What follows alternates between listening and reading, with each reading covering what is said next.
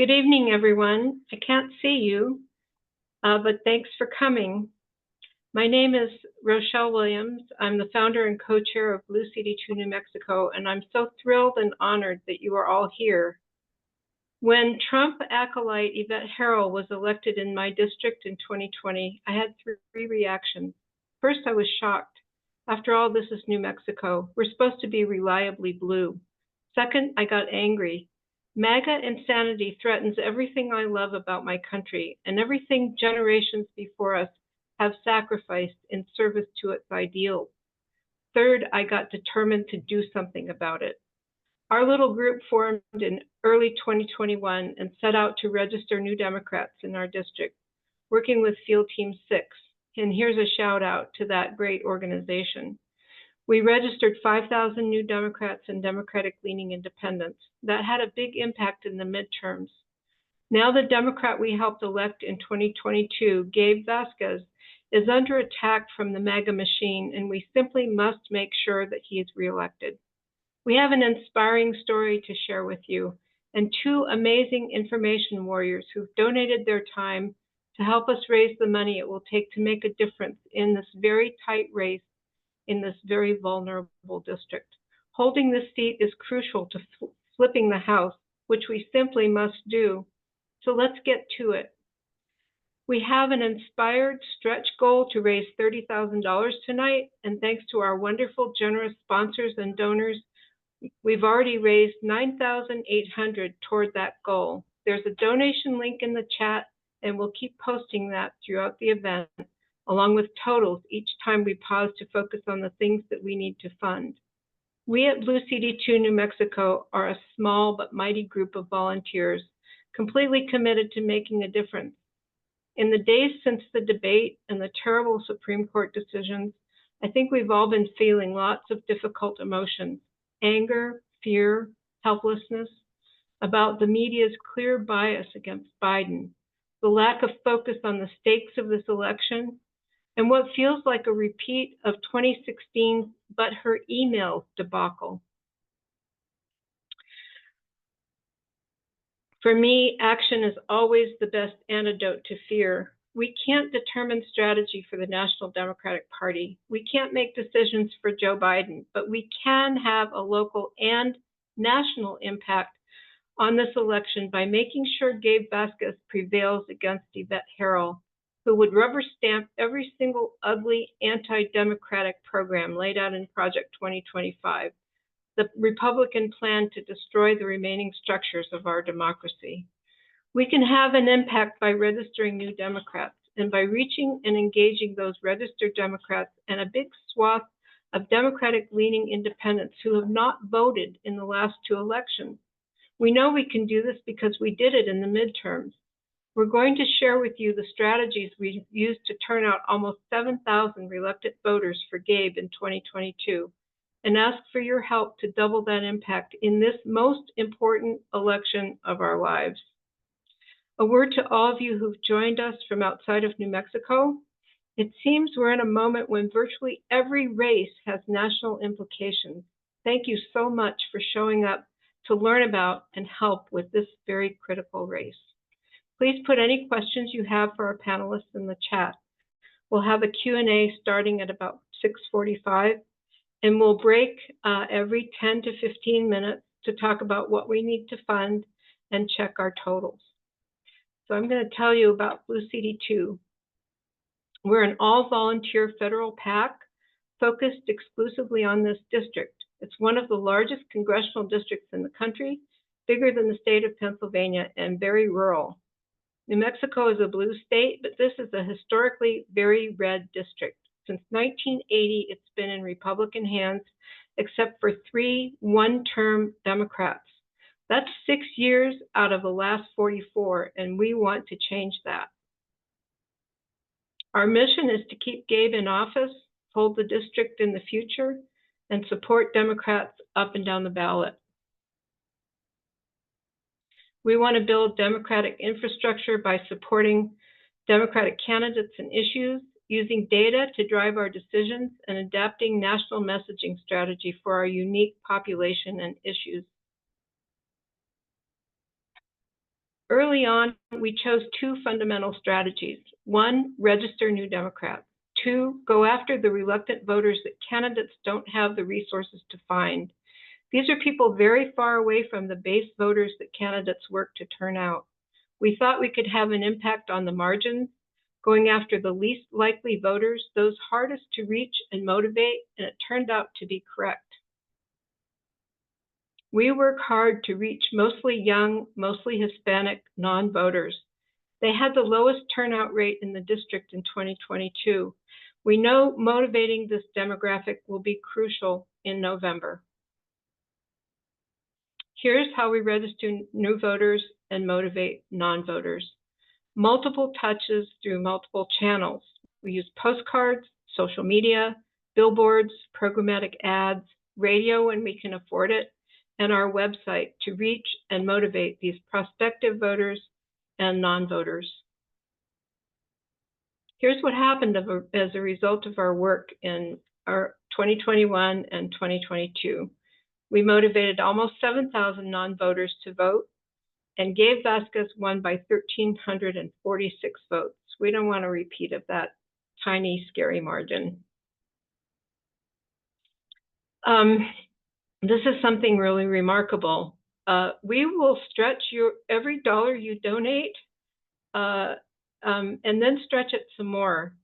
This is really, I don't know about, if anyone knows of any organization that has done this for less money. It cost us $8.12 per voter to get the 4,275 voters using programmatic ads, and $18 per voter for the new registrations. This often, for most organizations, costs between $200 and $400 per voter.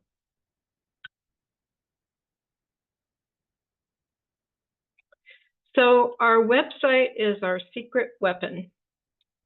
I have to say it's awesome. We are lucky to have marketing, graphics, data, and messaging professionals on our volunteer team. The results speak for themselves. We have an interactive map on the website that tracks all the federal dollars coming into the district from the ARPA, the Inflation Reduction Act, and the Infrastructure Bill, what those dollars are funding, the programs and projects in each county in our district. We then amplify this information through our Good News campaign. Everything we do is coordinated to drive traffic to the website, which is rich with information and messaging resources. And I just want to pause here for a minute to mention that in addition to donating, a really important way that you can help us is to amplify our messaging. Much of our messaging is broad enough to use anywhere. It's not, some of it is not specific to New Mexico. It's all available on our website for the taking. So let's post the link to the website in the chat, and please take it and share it with your networks. We have more to tell you, but right now let's get to our speakers who so generously donated their time to help us raise funds so we can leave MAGA in the New Mexico dust. Robert Hubbell is a former civil litigator who publishes today's edition newsletter on Substack, a daily dose of cogent analysis, thoughtfully grounded optimism, and compassionate guidance for his many thousands of followers. His view of the news is the first thing I listen to each morning. Mr. Hubbell, we're so grateful you could join us and bring awareness of our work to your supporters. I follow your Substack every day, but for those attending who don't, could you summarize for us your take on polling and the current mess in the media? What's the best way to cope with all the misinformation and disinformation out there? Sure. Well, first of all, thank you for having me. Let me start my timer. I will speak for 10 minutes. Let me just say I write a daily newsletter that began because I promised my 3 adult daughters that Hillary Clinton would beat Donald Trump in 2016. When that didn't happen, I began sending them a nightly email explaining to them the day's events because they found it difficult to listen to an admitted sexual abuser, narcissistic, bombastic, wannabe dictator. That turned into the newsletter. And my message is one of hope. What I attempt to do is to look at the events of the day and explain to my family why they should remain hopeful about the future of America. I don't want to shock anyone, but I'm going to share with you a very controversial opinion. And that is that I support Joe Biden and he's going to be reelected. With our help, he will not only win, but he will win by a large margin. And the reason that I say that has less to do with Joe Biden than it has to do with the people on this call. I believe in Americans. I believe in the power of the grassroots movement. I believe in the power of women who are the backbone of the resistance. And I believe in the power and the passion of Black voters and Hispanic voters who are tired of being told that, like women, they are second-class citizens who have to jump through extra hoops to simply get to the ballot box. So I remain hopeful despite all of the mishigash, which is a technical term, despite all the mishigash of the last week or so. I remain very hopeful that we are going to prevail. Let me talk a little bit about why I am so hopeful first, and then talk about how to deal with the disinformation that is coming our way. I speak with grassroots groups 2-3 times a week. Over the last, I don't know, 4 or 5 years, I've had hundreds, maybe thousands of interactions with grassroots groups. And let me tell you, it is the most heartening, uplifting, confidence-inspiring thing that you could possibly experience. Take this group meeting here tonight, late in the evening on a Wednesday. I think it's Wednesday. I've lost track of time. Who have bothered to come together to help preserve democracy. That is wonderful. Blue CD2 is an exemplary organization. It's just absolutely terrific. Now multiply that by 10,000. Multiply the number of people on this call by hundreds of thousands. And if you do that, you have the answer to the question that continues to elude the pollsters at the New York Times and the Washington Post, and they keep scratching their heads. What happened with the red wave? Why is it that Democrats keep overperforming in special elections after special elections? What's going on here? Well, the answer is staring them in the face, but nobody wants to talk about it. It's you. It's the grassroots movement that has become the backbone of the Democratic Party. And the backbone of the grassroots movement, with all due respect to men, the backbone is women, because their civil liberties are on the line. Remember that the resistance started with the Women's March after Trump was elected. And I attended the march in Los Angeles. I assume that many of you attended marches elsewhere. Remember the power of tens of thousands, hundreds of thousands of women and the people who love them filling the streets, demanding their rights. That power, those people haven't gone away. They've organized themselves into grassroots groups like this. So you are the secret weapon. Let me say that one of the things that the Republicans, the GOP, the MAGA extremists have decided to do is to mess with our heads. And we can't let them do that. They have figured out that there are several ways to distract us from our goal. And what they have decided is, first, just simply create an explosion of information so it is impossible to keep up. So you feel overwhelmed. So you want to look away. And that's exactly the reason I created my newsletter, my nightly email for my daughters. The second thing to recognize is the Democrats are fighting at a disadvantage. And that is because we feel constrained by the truth.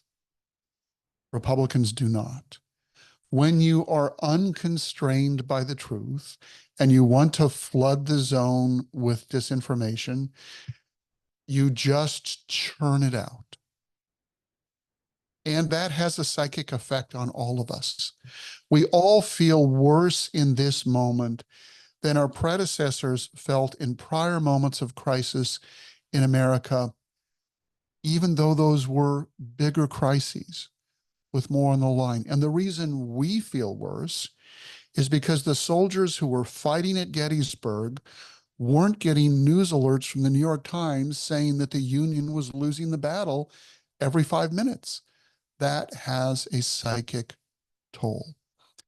And I have only two comments about how we can deal with it. The first is to recognize that it's happening, that you are the product, you are the victim, you are the medium. Manipulating your psyche is the point. And sadly, it overlaps with the profit motive of the media that has concluded that chaos and drama is good for the bottom line, and shame, shame, shame on them for doing so. I frequently, I'll use the word bash the media in my newsletter. I frequently get pushback from journalists or people who love journalists who say that, I'm being very unfair to them. I don't think so. What is happening to President Biden is a fabricated story. It is a disgrace. It is butter emails all over again, except on steroids, because the New York Times has had its feelings hurt that Joe Biden wouldn't sit down with them and give an interview. So in many ways, our democracy now depends on our ability to maintain perspective, to believe in ourselves, to believe in the power of ourselves, and to have the confidence to continue doing the things we need to do to elect Democrats up and down the ballot, no matter what anybody tells us. Today, a billionaire movie star who lives in Lake Como, Italy, deigned to tell Democrats that their votes didn't matter in the primaries because he didn't think that I'm referring to George Clooney. If you don't know, that George Clooney didn't think that you and I, isn't it cute that these Democrats think that their votes matter? And the reason that he said they don't really matter is, well, the Republicans are trying, or some are saying that they should pull away from their candidate who was convicted of 34 felonies for election interference. And that's just the same as Joe Biden being 81 years old. So, buck up is George Clooney's position, just quit complaining. Well, we can't do that. We can't let George Clooney or Donald Trump or Steve Bannon or CNN or anyone who is masquerading as an objective observer tell us what to think. We have to have the confidence and the perspective to know that what we're doing is right, that what we're doing is defending democracy. And we have to have the same courage that John Lewis had when he marched across the Edmund Pettus Bridge and had his skull fractured on a Sunday and then was there on the following Tuesday for the second march back. He could have given up in his hospital bed and he didn't. And because he didn't, we have landed here by standing on his shoulders and his sacrifice and the sacrifice of all of the other people who got us to this moment. So we owe a sacred duty to them not to give up. And we owe a sacred duty to our children and grandchildren to deliver our democracy undamaged to the next generation. I'm going to do everything in my power to do so.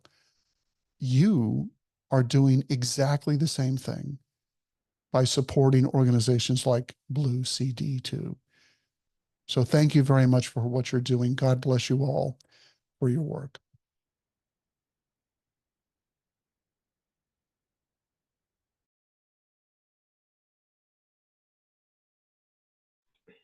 Thank you so much, Robert.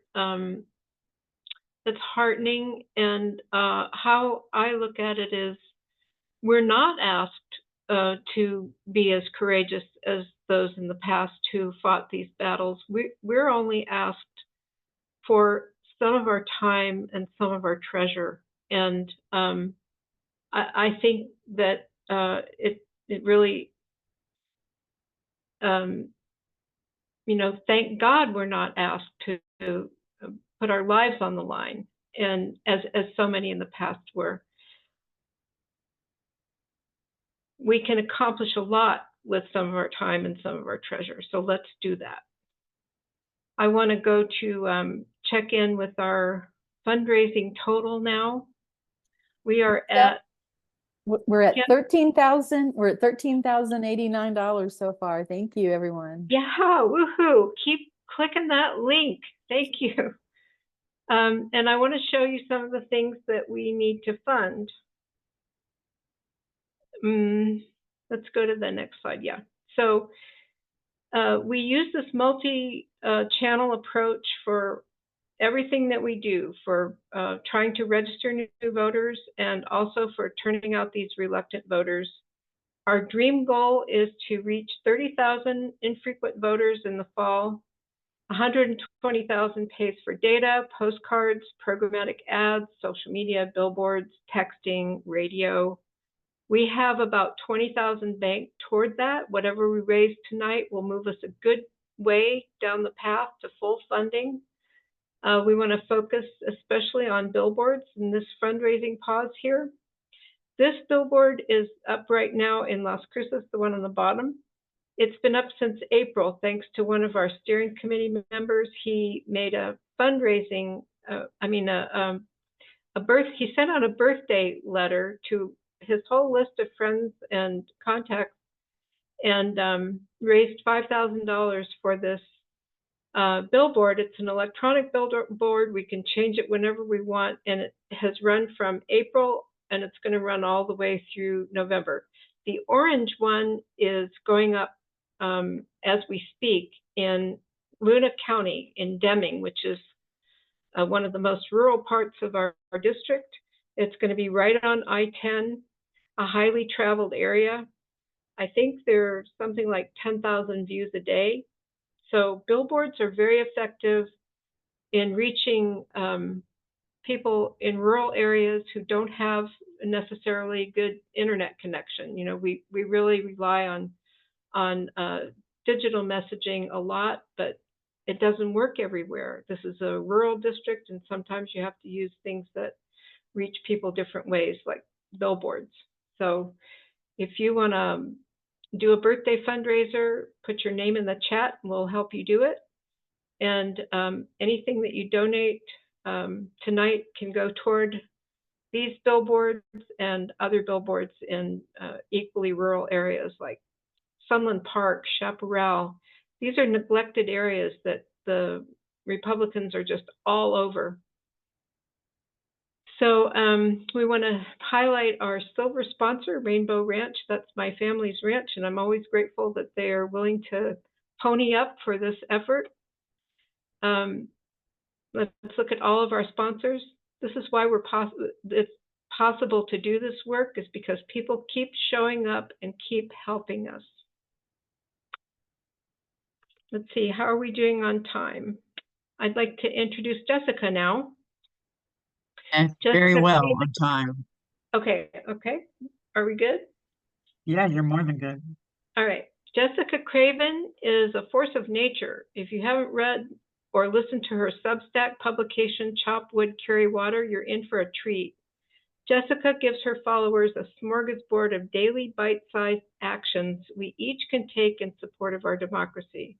Her commitment to meeting the moment with activism constantly inspires me to do more and to encourage others to do more to help our country live up to its potential. Jessica, thank you so much for lending your time and expertise to our project. Can you share with us how you stay on track with your activism, given how difficult the media environment is and how fragmented our party seems to be? How do we put all the chatter behind us and unite to make sure we hand Trump a resounding defeat? Hi, everybody. Hi, thank you, Rochelle, for that wonderful question. And thank you to everybody at Blue CD2. I'm so inspired by this. And Robert, I love being on events with you.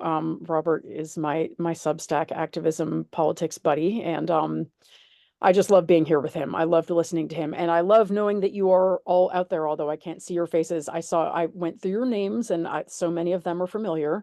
Really glad that you're all here. And first of all, I just really hope that while I'm talking, we raise a lot more money, because ultimately that is what we're here for. And this, I'm going to get to the answer in a second to your question, Rochelle, but I just want to say, like, listening to the strategy that you guys have, it's sort of similar to what Robert said.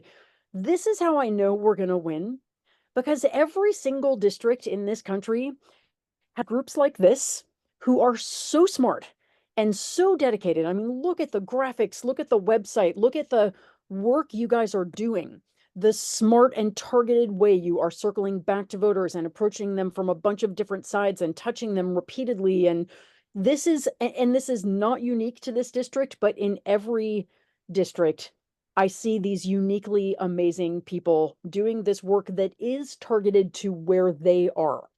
I'm really impressed. And, rather than just responding to the latest frantic, Nancy Pelosi generic text message, giving our money in places like this where we've got a seat that we can, hold, and smart people working to do that is, to me, is really one of the best places we can put our money. I see what you guys are doing. It is incredible. Thank you. We can't win the House back without groups like this in every district. And the way we can support groups like this is financial, quite frankly. I'm in one of the bluest districts in the country. My Congress member does not need my money, but groups like this do. So I'll just say that, because ultimately what we're here to do is to raise $25,000 and really ideally $30,000. And I would love to see that happen before the end of the hour, for anyone who can. And how do I stay focused? I mean, my newsletter is called Chop Wood, Carry Water. Robert and I have similar origin stories in that I did not really plan for this newsletter to be going 8 years later. It was a response to Trump being elected. It was to immediate family and friends at first, and it was just basically like, what can we do? And the name, although I don't think it's a good name for a political newsletter, I think it's a terrible name, but it's the name I have, and it would be complicated to change it at this point. But the reason it's called Chop Wood, Carry Water is because I believe that we create hope with our actions. I believe we create victory with our actions. And as they say this is a completely separate circles, but in recovery circles, they say figure it out is not a slogan. And I often believe that in politics too, like, figure it out is not what I'm here to do. There are many people figuring out many things, but what I know is that when I focus on what I can do realistically to move the needle, whether that's giving money to a group like Blue CD2, or writing 15 postcards, or, organizing a fundraiser for another great organization, or going out and knocking doors in the closest swing district to me, or sending some text messages with Field Team 6, or just simply talking to the people in my immediate circle about what I know to be true about the stakes of this election, I feel better, and the needle moves. When we multiply that by, as Robert said, not just one of us doing that or two of us, but millions of us doing that across the country, that is why we keep winning elections. Not because we're thinking about winning elections, but because we're doing. So how I stay focused, especially in weeks like, the last week or two have been I cannot describe it any other way but a maelstrom, right?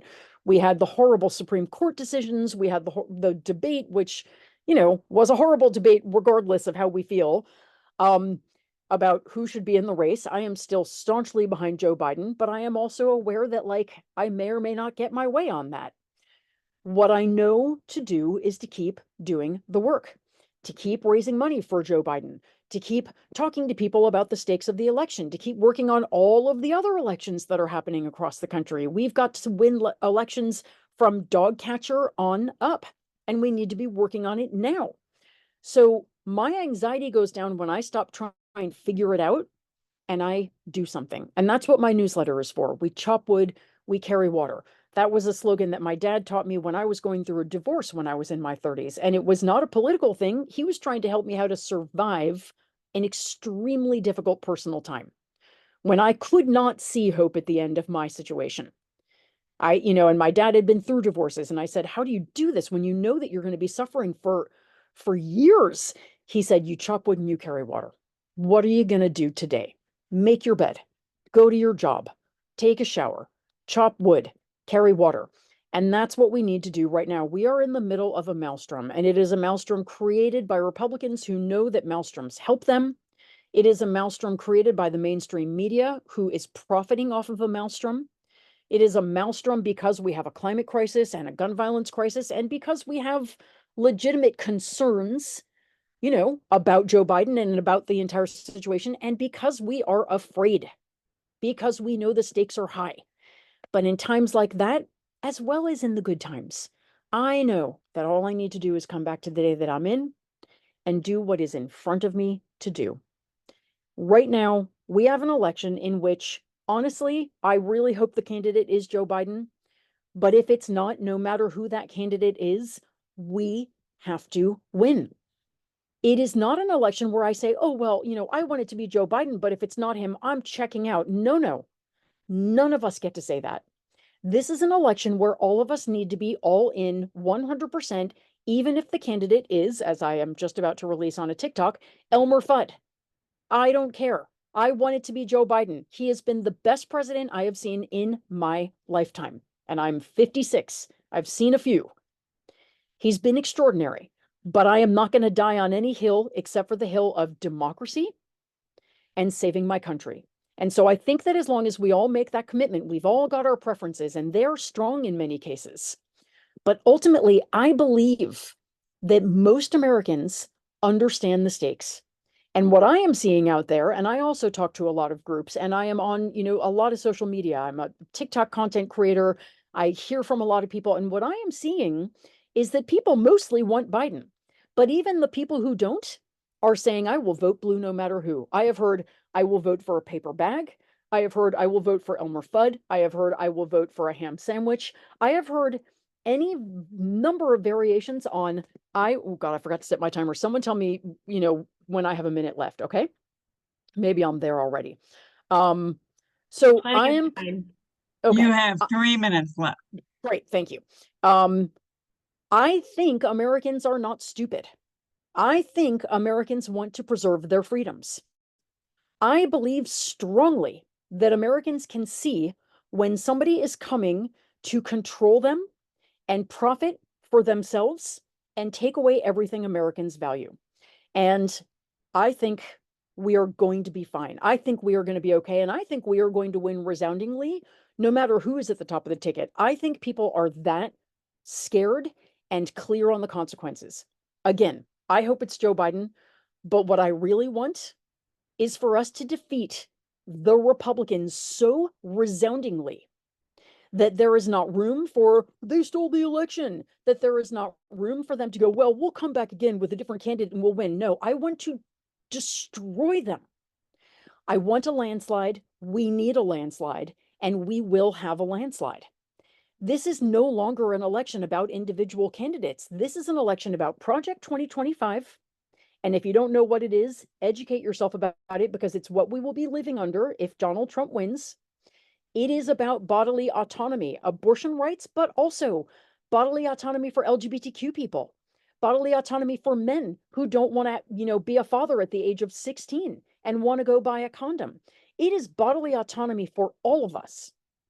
It is about the climate crisis. I read yesterday that should Trump win, his policies will add 4 billion more pounds of carbon dioxide to our atmosphere. We will not make our climate goals, even our most modest ones. Okay? So it is about 2025. It is about bodily autonomy. It is about the climate crisis. It is about democracy, which we will lose if we don't win this election. And number 5, it is about the Supreme Court. And whichever Democratic president we get, they will nominate phenomenal, amazing justices. If Donald Trump wins, he will have the opportunity to replace the 2 or 3 oldest MAGA justices with young ones who will be on that court for 50 years. The stakes are so clear. And the great news is I know that Americans know that. I don't think Americans are as dumb as Republicans think they are. We are going to win. We need to focus on getting the vote out and what the stakes are and who the awful, appalling rapist, thief, felon is that we are running against. We need to stop attacking our own and start attacking the actual enemy to democracy and to everything that is good. And what I see on this call today is that people are doing that, and they're doing it smartly and they're doing it effectively. And so you guys, please support this amazing group. This is how we win. And the last thing I will say is that reverse coattails are going to save us if we're in a, if who the presidential candidate is confusing or upsetting for some people, okay.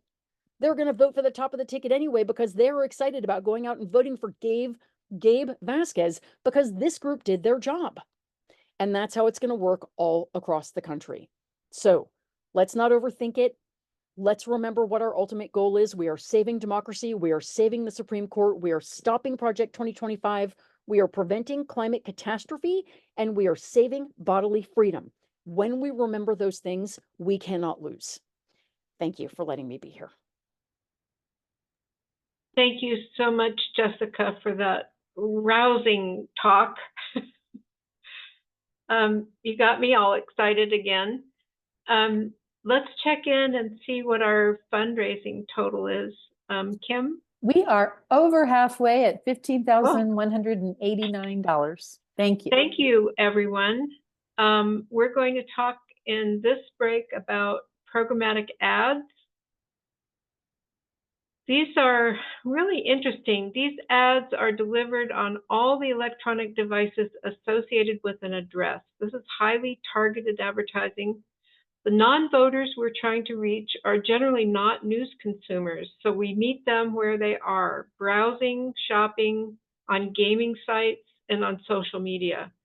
Programmatic ads are our biggest budget item. We want to raise $75,000 for these digital ads, plus $10,000 for a campus social media ad blitz. When we sent social media ads to campuses across the district this spring, web traffic went way up. These ads are less targeted because rather than being sent to specific people, they're sent to locations like student unions, cafes, other places where students congregate. So they reach whoever is within a mile radius of the buildings we choose. This resulted in a 6-fold increase in visits to our website. Let's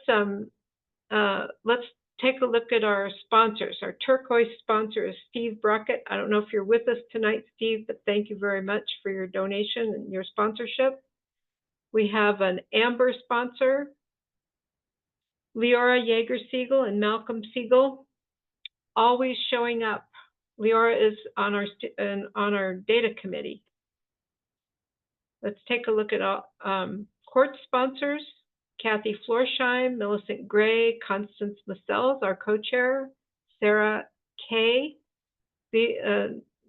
Several of these are new donors. Yep, here are all our sponsors again. Steve is on the webinar. That's great. Okay, we're at 15,874. And I'm ready to start back and into the slide. Yep, here we go. So these are our projects for this year.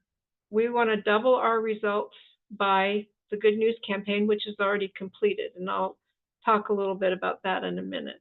A voter registration campaign, which is currently underway, and then a Get Out the Vote campaign in the fall. The website is the central coordinating point for all of this. All campaigns drive traffic to the website using QR codes. We analyze that traffic to understand what's working and what we need to change. So this is our Good News campaign. Using all the channels we've developed to touch our prospects, the Good News campaign informed our target universe about the things Democrats do to make life better in our district. This campaign greatly increased traffic to the website. We noticed that those coming in via postcards stayed on the site much longer, an average of 3 to 4 minutes, than those coming in through digital ads. The digital ads rocketed up our website traffic, but the postcards caused people to go and actually spend time on the pages and read and learn about things like voter registration. How do I register?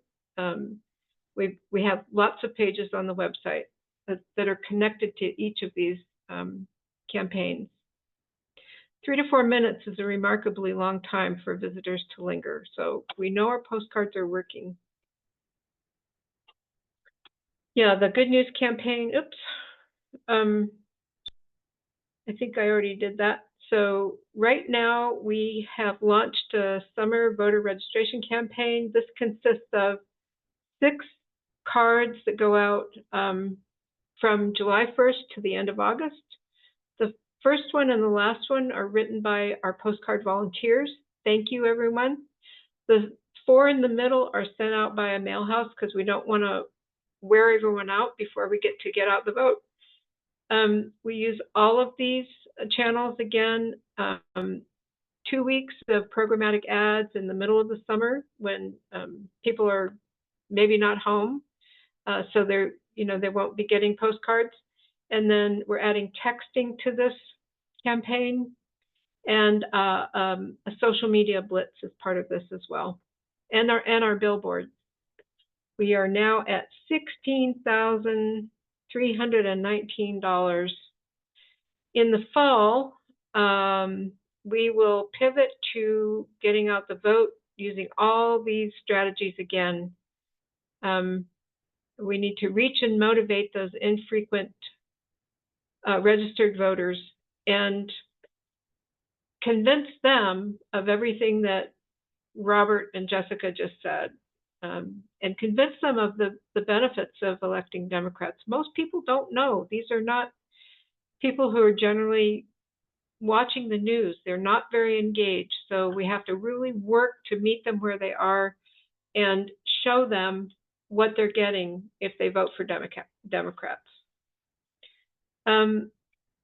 Yeah, here's another tool that's really important. I don't know if anybody knows about this Blue Voter Guide. This is an online tool to let voters know what candidates are running, what they stand for. We're doing this in partnership with Field Team 6. Many young and first-time voters are afraid to vote, period, because they don't think they know enough. I don't know about anybody else, but I've personally been stumped a number of times by judges and ballot initiatives or ballot issues on my ballot that I don't know enough about to feel confident in voting for them. So the Blue Voter Guide is a tool to increase engagement and understanding of how voting works, what positions these candidates have. It's a great tool. Let's see. I'm going to check back in with Kim.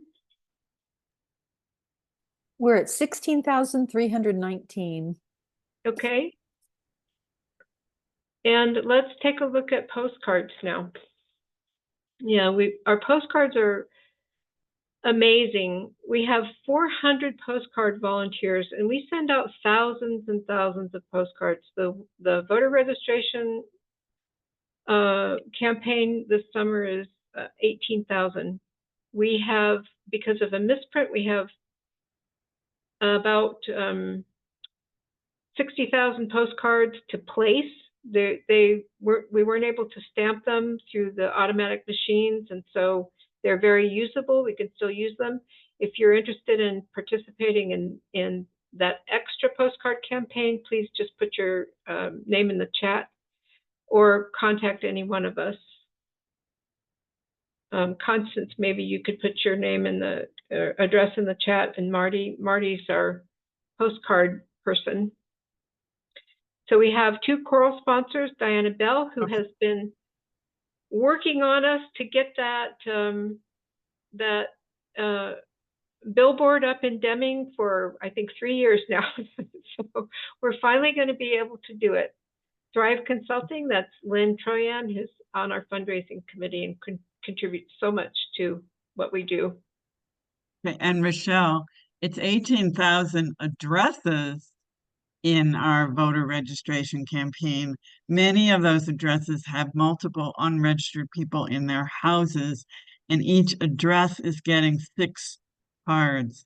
So it's actually over 100,000 cards for the VR campaign. Oh, that's right. Yeah.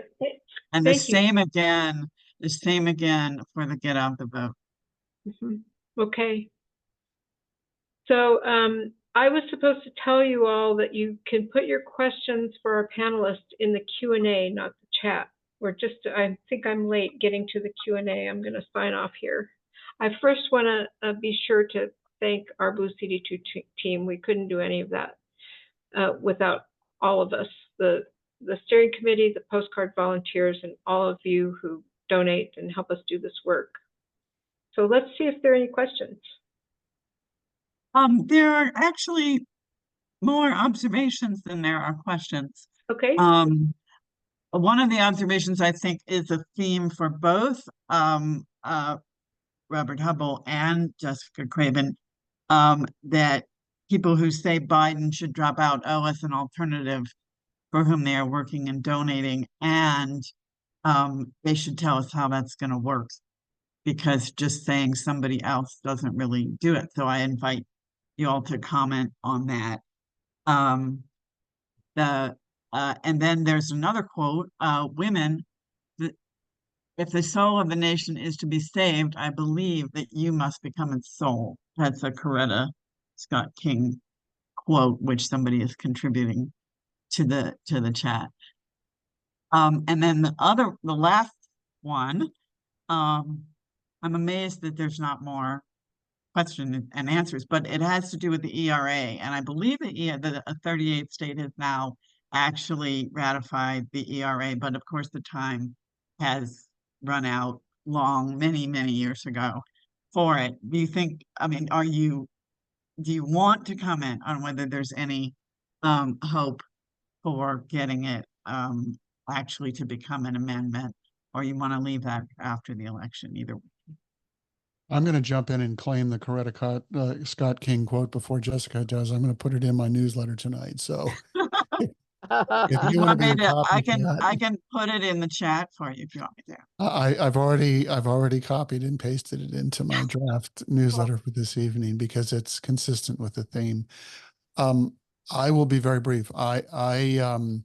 In struggling to find a way to talk with people who are, who want Joe Biden to drop out, I have urged them to identify another candidate and to do everything they can to elect that candidate, donate money, do whatever.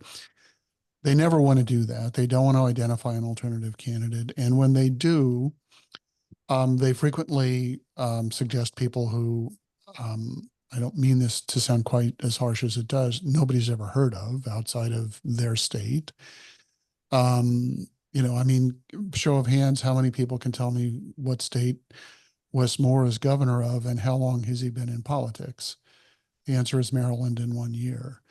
Not that he might not be a, future leader of the Democratic Party, but you've got 5 weeks to mount a national campaign. And my point is not to be a jerk, but to say the question of urging Biden to drop out should be informed by the answer of whether there is anyone to replace him. And let me give an example. I'm a huge fan of Kamala Harris. I think she has been underrated and dismissed. She has been really terrific. She's been an effective campaigner. And so I think people are now saying, well, Kamala Harris, because it just sort of relieves them from the burden of identifying someone. It's just kind of by default. I think Kamala Harris would make a terrific president. I want to remind everyone that the last time we had a Black president, in the ensuing midterm, we lost 60 seats in the House. And in the 4 years following President Obama's election, we lost 11 or 12 seats in the Senate. We lost a filibuster-proof majority. I don't say that as a knock on Kamala Harris. I say that to just remind people that racism is alive and well in America, and that in many ways, the moment we are living through is a backlash against America for having the temerity to elect a Black president. So Donald Trump's campaign is already out there preparing a legal strategy to keep replacement candidates off the ballot. So if you want Joe Biden to just step aside, it's not a magic pill that's going to make everything better. It just substitutes one set of perceived problems for another set of perceived or real problems. And I think in order to be responsible about saying Joe Biden should drop out, you owe it to democracy, to Joe Biden, to those who support him, to have thought through those issues. And I'm going to give you an insight into my newsletter tonight, and then I'll stop talking. I think that many people who are saying Joe Biden should step away are not the ones who are doing the hard work of defending democracy. They are not the ones texting and knocking on doors and doing retail politics and relational politics. They want to tell people what to do, but I don't really think they're doing the hard work. The people who are doing the hard work are on this call. And the people who want Joe Biden to drop out and it's a magic pill, in the back of their mind, they say, oh, you know what? So that's okay. Blue CD2 and all those, millions of grassroots volunteers, they'll just keep working their ass off because, we've taken them for granted up to this point. And then, why won't they keep doing so? Shame on them. What the grassroots movement is doing, it has saved democracy, and it cannot be taken for granted in this conversation about who our president is going to be. With that, I'll stop talking. Okay, I have so many things I want to say based on the questions that are in the chat, but you guys were at almost $19,000. I love Robert's answer, so I'm not going to piggyback on that. There was a question in the Q&A about why Biden couldn't just get the ERA published, and I just wanted to say that's not, unless I'm very much mistaken, that is not the way that works. The ERA needs to be ratified, and there was a law that was passed that said that it needed to have been done within 7 years of the final state passing it. And so what we're trying to do right now is to get that law changed or pass a new law to allow it to not be within 7 years. In short, I think we need to be careful about blaming President Biden for things that are absolutely out of his control. And he can't just snap his fingers and get the ERA published. Believe me, if he could, he would. I also want to say that, the chat is disabled. If I were in the chat, I'd be cheering. I would be cheering every single person who gives. So just know that if you're donating, I would be cheering you in the chat. Ruth asked us to speak about how important House races are. They're damn important because I won't even entertain the possibility that Trump is going to win. But if he does, we will need every single barricade against him running rampant over our system that we can get. And the House is one of those places. We only need to flip 4 or 5 seats. This is so doable. If we bring the urgency to these races that we brought in 2023, 2022, 2020, we can do it, but we need to bring it everywhere, not just to swing states. We need to bring it to New York, to California, to Massachusetts, to Connecticut, to New Mexico, everywhere. And that's why this fundraiser is so, so important. And then finally, I will say, wait, there was something else. The most effective way to speak with undecideds and to open a dialogue with them and Republicans, I'm just going to say this, and then I'm going to go. I was on a polling call earlier today, and Robert, you should take a look at this polling. Really interesting about Project 2025, which is the Republican platform. Like, I don't care what they say, that's their platform. Very few people know it in any detail, right? It's still like 1 in 4 Americans. When you talk to people, including non-MAGA Republicans, and that means generally non-college educated white women who identify as Republicans but don't identify as MAGA. When you tell Americans what is in Project 2025, even non-MAGA Republicans move like 40 points, one of the biggest swings they've seen in any polling, away from the Republicans. And so our job, how do you talk to undecideds, is you find out what is in Project 2025, and there's any number of places where you can find that out now: eliminating marriage equality, implementing book bans, banning pornography, cutting corporate taxes, banning Medicare from negotiating for lower prescription drug costs, and eliminating the $35 monthly cap on the price of insulin for seniors, banning abortion nationwide, banning contraception, cutting Social Security benefits by raising the retirement age. Tell them. You will watch people's jaws drop, and you will watch shutting down the Department of Education. I heard a guy on social media say that was the thing that got his MAGA father to finally say he would not vote Republican. Getting rid of the Department of Education and making people pray in school. These are things that are in Project 2025. So how do we talk to undecided people? Educate them about what's coming. And it is coming. And you will see them get very interested very quickly in voting. Let me just add very quickly to that, Jessica, that the challenge is that Project 2025 is 800 or 900 pages long. 900. It's written in bureaucratic speak, and it is incumbent on people like you and me and everyone on this call to distill from Project 2025 the threats to democracy. I did that last night in my newsletter. They used some phrase like reducing the forward position of military force in Europe. That means withdraw American troops from Europe. And so that we have to articulate it in a way that describes to people the real threat. I'm still looking for sort of the perfect resource. I have referred people to the Center for American Progress. I think has a very good place to look at it, but we should share resources and ensure that people understand the threat of Project 2025. Actually, Robert, what you said exactly was the U.S. will abandon its military presence in Europe and rely solely on the threat of nuclear war to contain Russian expansionism, which is correct. And I copied and pasted it into, I have a document where I'm putting all of the really good, clear talking points on Project 2025 so that when I have an opportunity, they're all right there. I'm going to put that in a TikTok, which I will give to you when it's done. But thanks. Our messaging committee is hard at work on taking bullet points from Project 2025 and getting them into our messaging formats. So thank you so much, both of you, and all of our participants and donors that I can't see.